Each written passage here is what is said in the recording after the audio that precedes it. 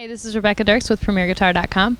We are here side stage at Coheed in Cambria checking out Claudio's gear with his tech Kevin, and we'll start with the guitars. There's some pretty cool Explorers in there. Can we just see what he's using here? Sure. First up, this is probably his main guitar. It's a 1980 Gibson E2 Explorer. It's really neat. Cool part about it is the sandwich board. Sort of sandwich body. It's walnut and maple, I think. Don't really see too many people using these. Are the contours stock? On this particular model, yeah. And what pickups are in it? It's got a bare knuckle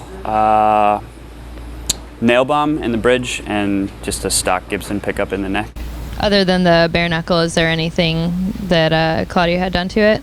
Well, we've fixed the headstock a couple of times. Redone the frets, new nut. Is the finish sanded off the neck too there? Yeah, for speed reasons, of course. Yeah, I mean, upgraded the electronics, just better sealed pots, things like that. Just trying to make it as bulletproof as possible. Yeah, nothing crazy. Second most used guitar. It's a 2005 Explorer stock. I think it's a 76 reissue, something like that. Bare knuckle pickups, same electronics as the E2. So what are the models on the bare knuckle pickups on that one? They're both what's a calibrated set of nail bombs, and they just have the funny color on there because that's just what was around. This guitar's been through a bunch of different things. EMG's in it for a while, Duncan's in it, ended up with these. Everybody's into it. We have a new-ish Telecaster that's used on one song. Which is? It's called The Afterman. It's a title track on the new records. It's got that sort of policey kind of tone to it. So we dialed up something real nice in the Axe-Fx and used a Telecaster. And that's all stock from Fender? Stock Do you know, Fender. is it just like a USA model or? Yep, just, hey, send us a Telecaster. And you use it. Yeah. It's another Explorer. This one is not getting used all that much on this tour, but we painted Claude's dad on there a few years ago. It's an homage to the old guy. It's got a Duncan JB in the bridge, stock Gibson pickup in the neck. Did the same stuff with the electronics. It's all sealed pots. And as you mentioned, he was using EMGs before. What was the reason to switch back over to passives with the bare knuckles and the Seymour Duncans? Oh, the EMG phase, that was a long, long time ago. That was even before me. I've been working for these guys about 6 or 7 years now, and I never took them out. I just heard that they used to have. I see. So they were stuff. Once upon a time. Yeah. Well, eons ago.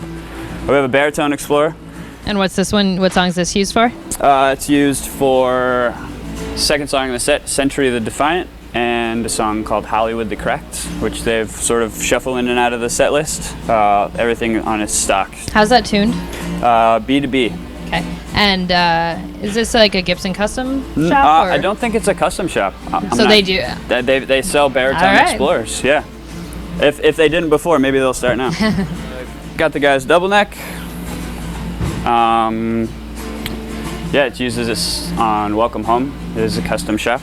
It's got Duncan JB in the bridge section on both necks and just whatever came in it in the neck position. I don't know if you're catching a trend, but we're not really doing anything to the neck pickups hardly ever. You use the bridge pickups sometimes, a lot more than? Yeah, pretty exclusively. Like trying to fatten up a lead or something like that, we'll go to the neck position, but it doesn't. Gotcha. And electronics mod on that, or just stock? Yeah, just stock. Okay. But we lost a knob at some point, and that was what was around. Gotcha. He likes it, so. All right. Next, we got a Martin HD28 with Fisherman Electronics. Uses this on, let's see here, a song called Iron Fist and a song called Wake Up. And we have a Taylor GS8 with their Infinity system they sent up. A really cool Neve preamp that goes with this guitar as well. It sounds really beautiful. So what's he using? You know, why would he pick maybe the Martin versus the Taylor for a song?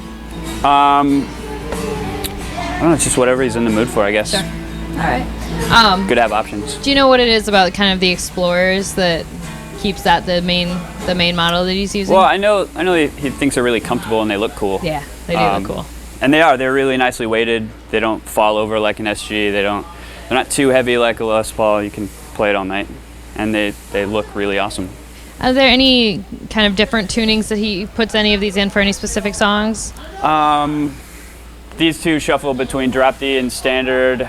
This is dropped half step, and everything is just stock. The baritone is B to B. Okay.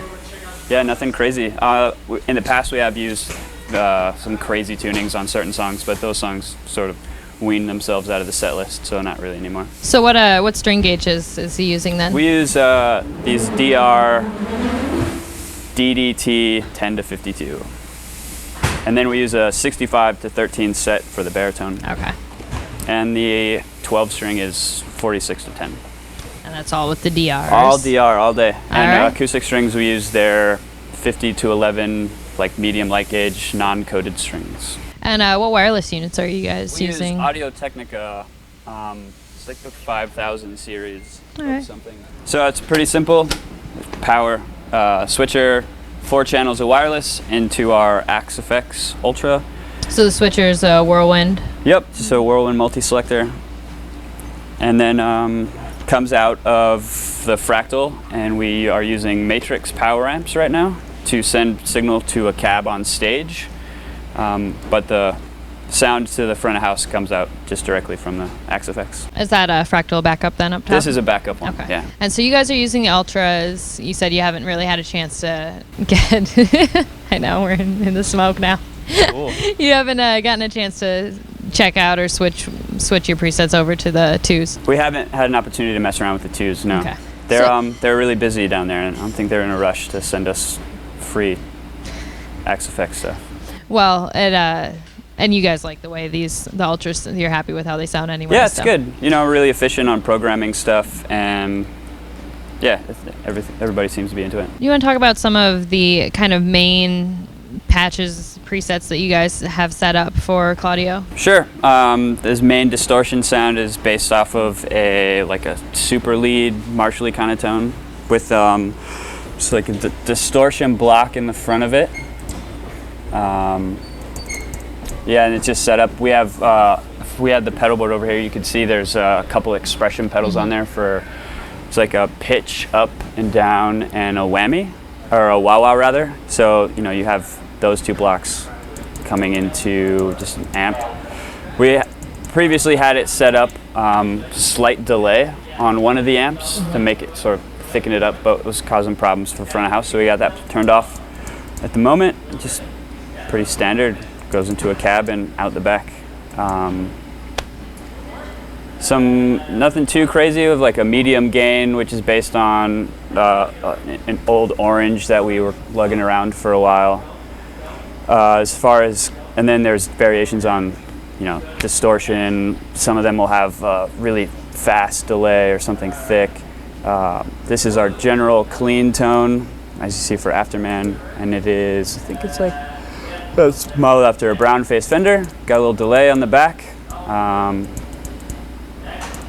Compressor, just a little cab. There's nothing really crazy on here. A fuzz face. Like a really heavily gated distortion sound for certain songs. Just get a really choppy sort of effect going. Yeah, I mean, for a majority of the tones, we would start with a preset and sort of mold it from there. And so for the most of the show, it's on the Claudio Heavy one that you... Yeah, for the most part. So it's all controlled via Voodoo Labs Ground Control Pro MIDI controller. Coming out of that, we have our 2 expression pedals. The one on the right does octave up, and the one on the left is a wah-wah. And then coming from the Fractal, we have a tap tempo feature here, and the pedals are by Mission Engineering. Did Mission do the tap tempo as well? Yep. What's the toggle on the It's side? a polarity switch. I'm pretty sure it comes on all of them. It has no function for what we're using it for, but sometimes certain units they get funny. And it looks like you're using the Voodoo Lab power there as well. Yep, and that's powering this tuner. It's just powering and the a light, tuner. yeah. It's not doing much. But man, it sounds great. It's really the key to the tone, I think. And then for the acoustic, it looks like there's just going into a DI. DI in the tuner for that too. Mm-hmm. Yeah, well, you can access anything in the Axe Effects through this controller. So let's go up to this. Like one day we had a uke that we plugged in. So, you know, just using it as a standard MIDI controller, you can jump through any of the 121 patches or whatever the bank is on here. So you can cruise through some presets. You can make your own. The only thing you can't do from here, obviously, is dial in certain amounts, like values, for specific parameters, and which probably wouldn't be that interesting to watch in the middle of the show anyway. No way, that would be terrible. So it sounds like you have it. We don't ever, really stuff like that doesn't for. really change. Cool. We'll have rehearsals, production rehearsals, or just general run-throughs weeks or so before a tour starts, so it's all pretty much hammered in. Awesome. Set in stone. So finally, the last question is about picks. What is Claudio using? Claude uses Tortex 73s, and they're white, and they have a picture of his dad on them. Well, thanks a lot for taking some time to show us the rig. So now we're over here checking out Travis's rig with Travis. Can you want to tell us about kind of the main guitar you're using every night? I've been using this as my real go-to, which is Black Beauty, obviously, custom made. A lot of people think that's just a sticker. It's not. It's inside there. I probably got this about 2.5, 3 years ago, I'd say, and it's definitely my favorite guitar next to this one, which is a gold top, but it's a gold top traditional, which you'd think, oh, that's just one of those new things that Gibson made, but it's a beautiful sounding guitar, heavy as hell, if you want to. Oh yeah, she's a heavy. That is baby. really heavy. Yeah, I mean, and you'd think the Bigsby's doing that, but it's not. It's just really heavy. So I don't know if it's the wood, that they used. Maybe it's that illegal wood they used. Did you put the Bigsby on there? I had them put it on. You had them put it on. Yeah, so they did it at the custom shop. Is everything else in there kind of stock, or? Yes, all the pickups are stock. These are EMG pickups. I thought that we went back to the originals, but they do sound good in this guitar. So which that's one's the this? only one that doesn't have stock pickups. And this is my first nice Les Paul that I got. I had a real hunk of shit when I was in high school that my dad got me, and he would never let it go. He said I was working for it for the rest of my life, and it was like a $250 Studio Light Les Paul, and it was like a Frankenstein. It was built from all this different stuff, and it would literally fall apart every month.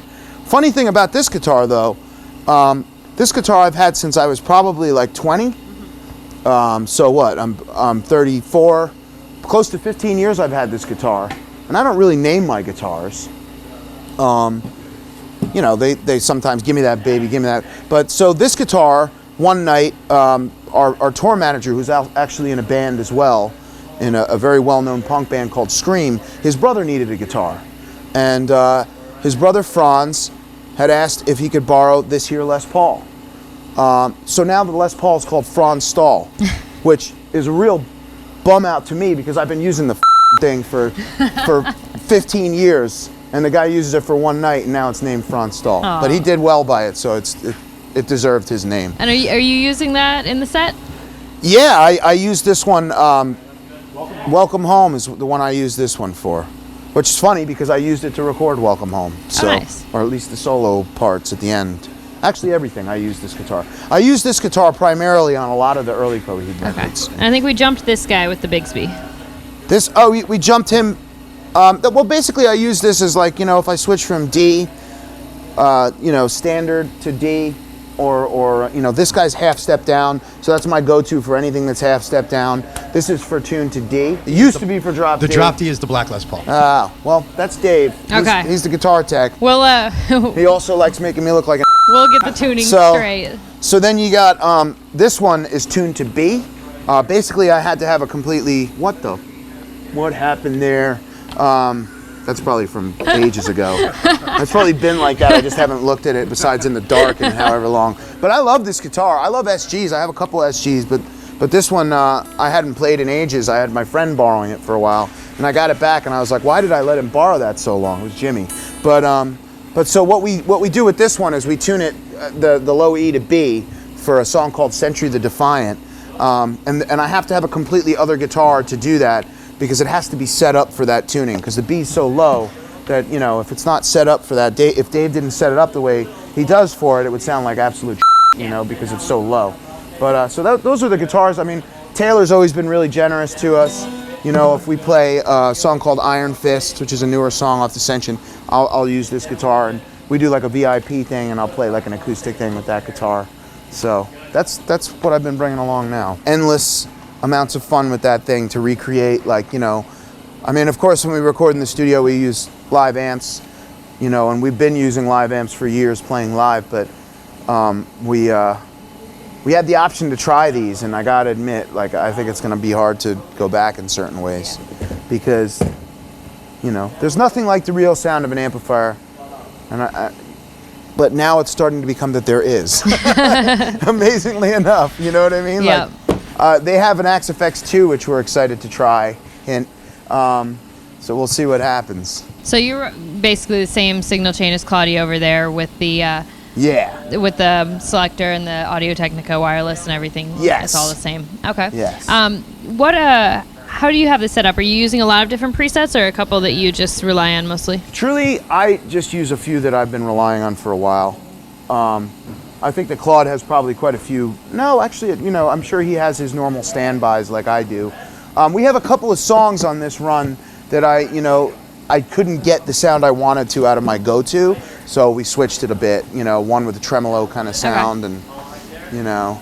So are you kind of going for the Mesa Boogie sound with the I models? use the Mark 5. Yeah. So I kind of get that sound for the heavier kind of kick. And then with the lead, which I never really even had with a live amp, it's just more of like a, you know, washy delayed out with a little reverb kind of thing going on.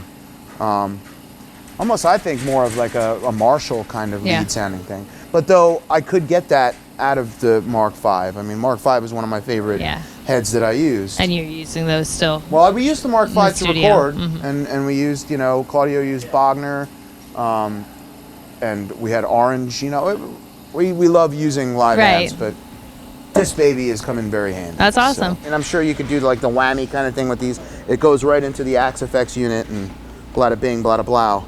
Sorry. This is how we're controlling. I'm sure that Kevin showed you that. Yep. You know, I mean, I have my normal heavy, my solo. Right here we got, right now it's for a song called Dark Side of Me. So that's the bridge sound that I got. Then I have the clean for a majority of my clean. We have a song called Evagria, so it says Evags. That's the clean for that. And then it's the solo for Evags. And right here we got my tremolo clean. So, you know, I keeps it pretty simple. Yeah. That's how I do's it. And then are you using the volume pedal just actually as volume pedal? That's my safety net. If I'm screwing up, I'm bringing myself down. Gotcha.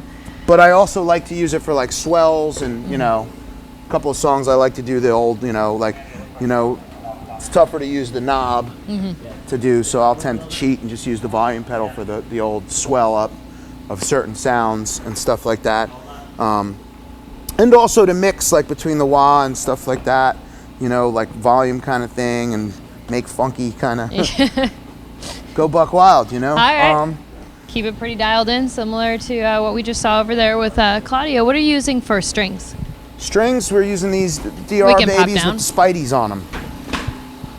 These guys, I love them. Oh, the drop down tuning ones as well. Yes, yes, Mr. Spider.